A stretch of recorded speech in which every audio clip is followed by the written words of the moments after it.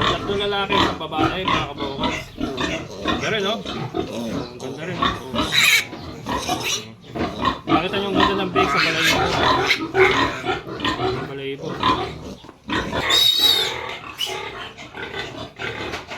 Ay, ito babae, medyo maliit. Ang-anim. Ang-anim na babae. Maliit siya, mga kabukas. Pero, nakita yung balayibo. Ganda, oh. Ganda ng balayibo.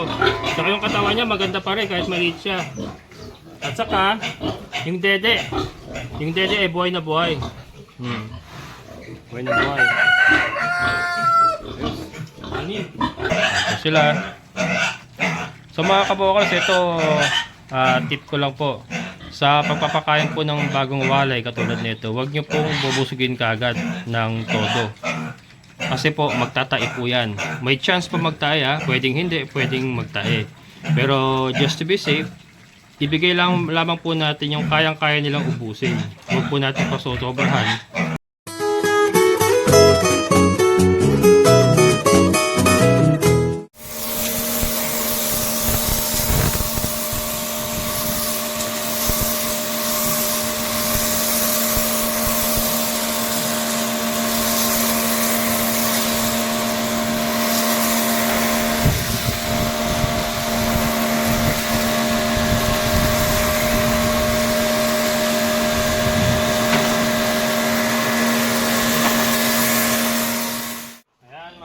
So nalinisan na natin yung isang kulungan na paglalagyan natin ng anak ni Kimberly.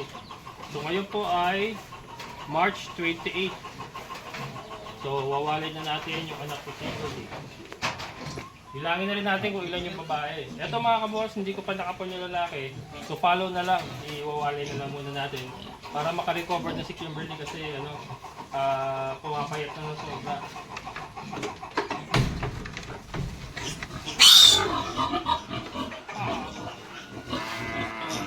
Malilinis mga kabukas. Malilinis siya mga kabukas. Ito yung lalaki. Lalaki mga kabukas. Isang lalaki.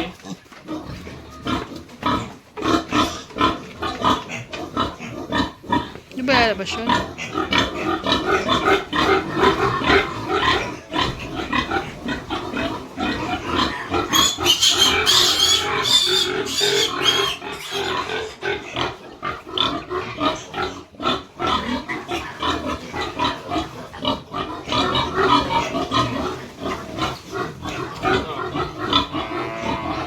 Lalaki pa rin mga kabukas. Ganda oh. Lalaki pa rin. Dalawa.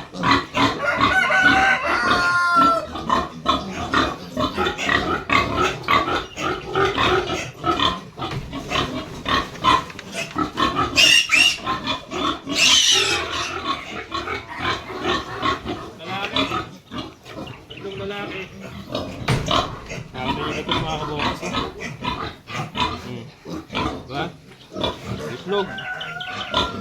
Laki ng itlog.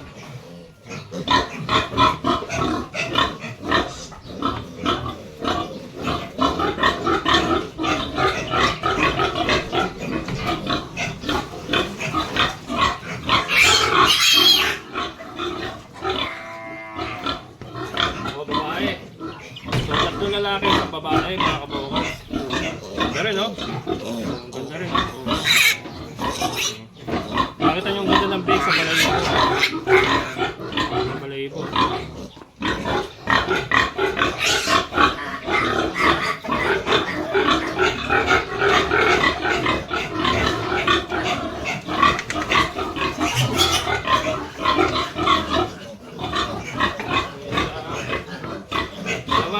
Babae. Ang ganda rin, no? Oo. Ito babae. Ay, dalawang babae.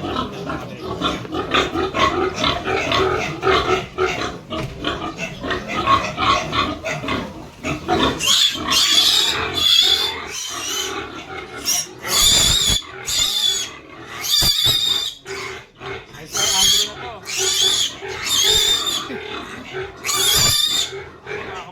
Babae. Tatlong babae. Laki. Lalaki na tayo.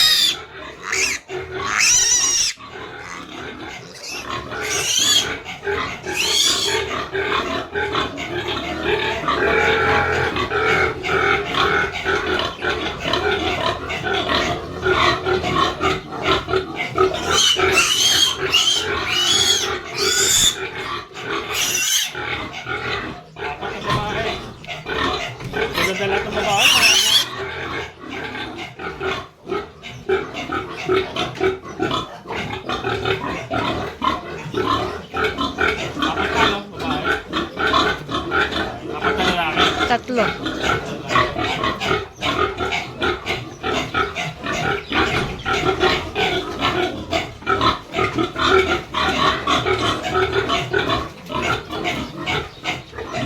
Limang babae. Limang babae, 3 lalaki. Ang gaganda lahat ng babae, oh. Wala kang itatapon. Yung may-ari lang itatapon.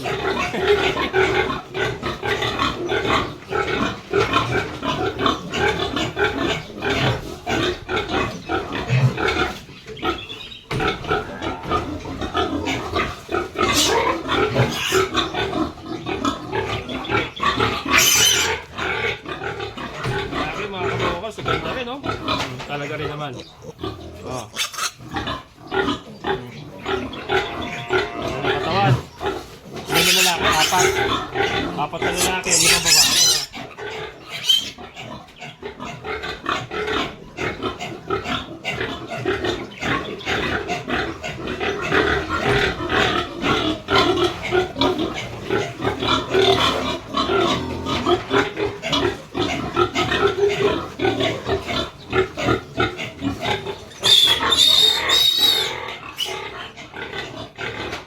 Ay, ito babae, medyo maliit.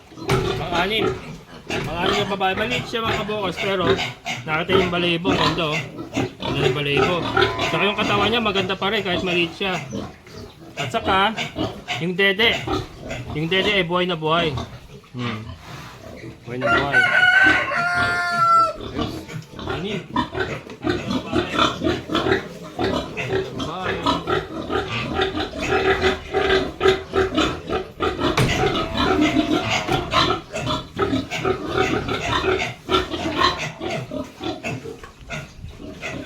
Isa na lang ba yan?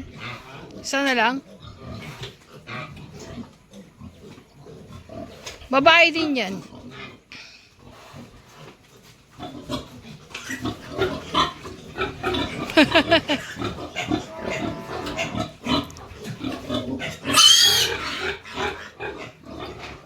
Babae. Lalaki. Ah, isa sa malaking lalaki mga kabokals, oh. Oh. Ay, ano na to? Ito maganda. Yung ba ito sa Jovel? So Jovel. May nagpa-reserve kasi mga kabokals, nag-down na ng 1,000 para sa isang lalaki na hindi kapon. Yan, shoutout Sir Jovel, sorry. Pero letter J yung ipusa ng pangalan. Ando sa messenger ko. Ayan, ito na sir, so ito to. Pinakamalaki. Pinakamalaki. Na pwede na yung barako. Wala na ba? Ay, meron pa isa. Ilan ba yan?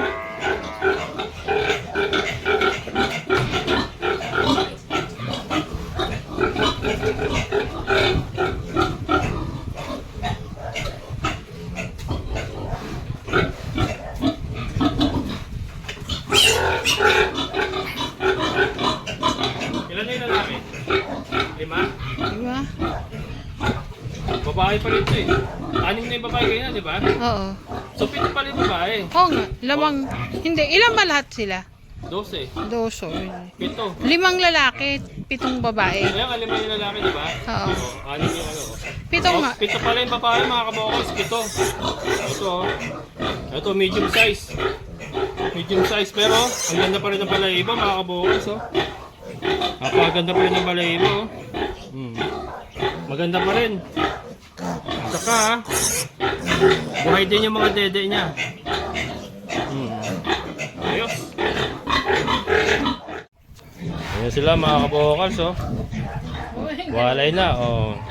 So ano 7 babae, 5 lalaki. Bali yung 2 babae dyan, meron na may-ari. Yung isang lalaki na gagawing barako, meron na may-ari. So siguro mga 3 days from now or 2 days from now magkakapon na ako. Yan, kaya doon po sa mga gusto magpahabol na gagawing barako or gustong umorder na gagawing barako, message lang po kayo sa Kabokals Farmer Facebook page Kabokals Farmer Facebook page. And then manghihingi po ako ng reservation fee. Yan, para malak po natin yung inyong reservation. Ang target release po nito either first week ng April or matagal na po yung second week ng April. Ayan. Ayan po, ang gaganda mga kabukas. Oh. Breeding materials talaga yung na-produce natin kay Kimberly. Babae, lalaki, pare-parehas. Pero yung hindi po makakuha na bulugan, kakapunin nga po natin sa lechonan ng benta. Ganun talaga natin magagawa. Kaya doon po sa mga nangangailangan ng pambulog, kaya na-message lang po kayo para hindi ko po makapon. Kabukas Farmer Facebook page, message lang po. Yan. Then, ito nga isa natin, yung nabansot natin na anak ni Basya. Gumaganda na rin ang katawan mga kabukas. Oh. Yan, gumaganda na rin ang katawan. Ito, kasabay to. Sasabay na to doon sa mga lechonin natin doon sa anak ni Kimberly. Kasabay na yan. Sabay na benta niyan. And ito yung anak ni Basya. Yan mga kabukas. Oh. Anak ni Basya.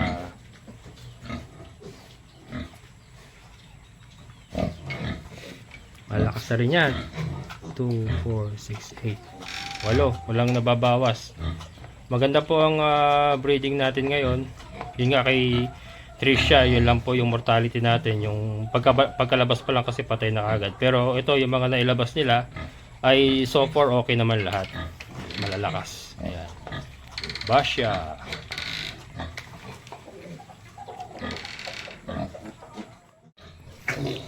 And ito po ang anak ni Trisha mga kabokals. Ayan. Second day. And 6 pa rin, walang nababawas, malalakas. Ayan po si Trisha. Ayan. Siya po ang aking pinakamalit na inahin. Pero magkakapatid po yan, 3 na yan.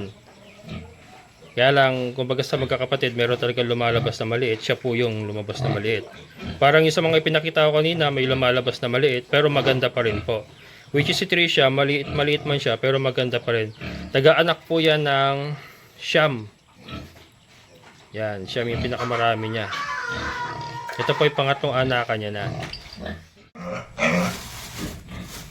Ayan mga kabukal, so pakainin naman natin sila ngayon.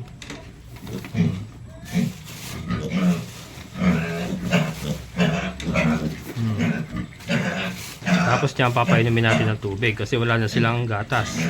Wala na silang access sa dede.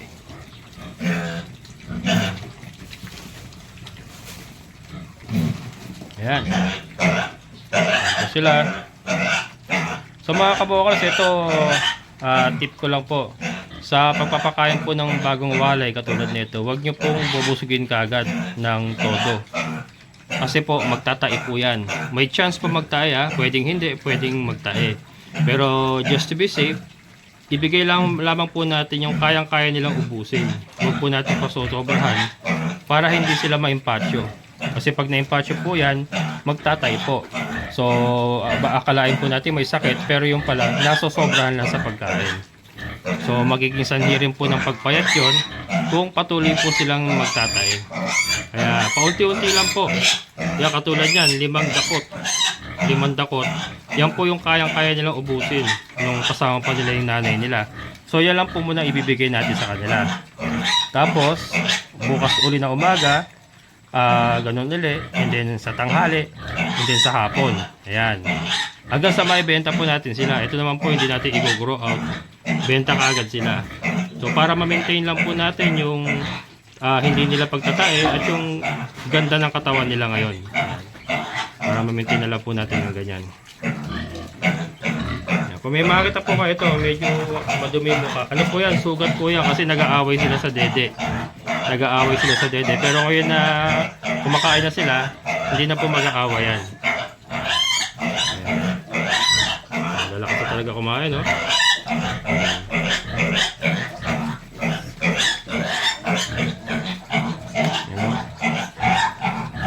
Naninibago pa lang sila sa kulungan nila pero malalakas na po kumain yan.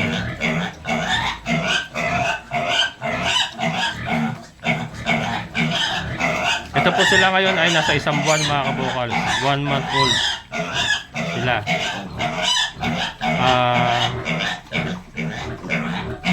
Ayan o. Sa 1 month old po sila. So, ang target nating release date is 45 days dapat release na sila. So, meron pa silang more or less 2 weeks na mag-stay dito. And then, pakainin pa natin ng pakainin muna. Lalaki pa yan mga kabukas, malaki pa yung lalaki niya kasi gagawin natin 3 times a day ang pagkain nila. Pero yun nga, gradual, paunti-unti. Pero 3 times a day. Parang sabi nga ni JP Santos, I love you 3 times a day.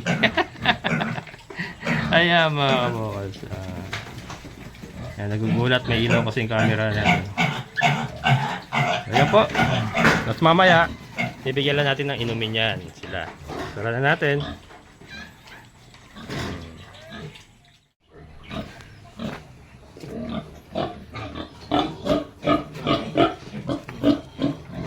You're free now.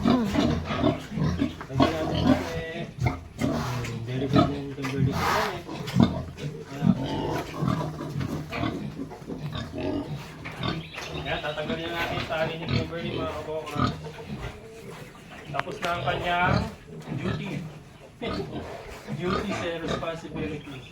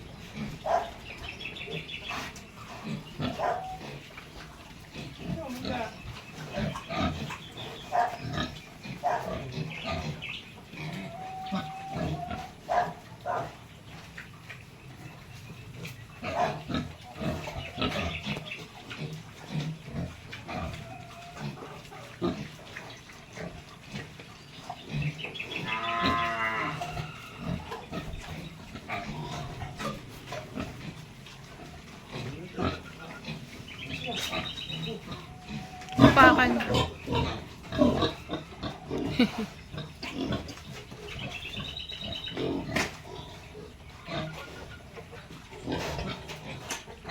Di ba madali? Hindi.